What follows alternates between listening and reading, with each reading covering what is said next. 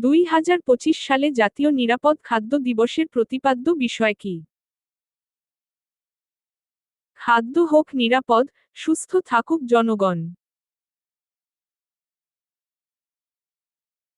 সম্প্রতি মেক্সিকো ও কানাডার ওপর যুক্তরাষ্ট্র কত শতাংশ শুল্ক আরোপ করেছে?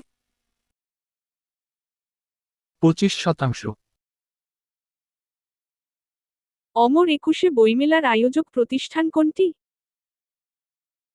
বাংলা একাডেমি। বাংলা একাডেমির বর্তমান সভাপতি কে? অধ্যাপক আবুল কাশেম ফজলুল হক।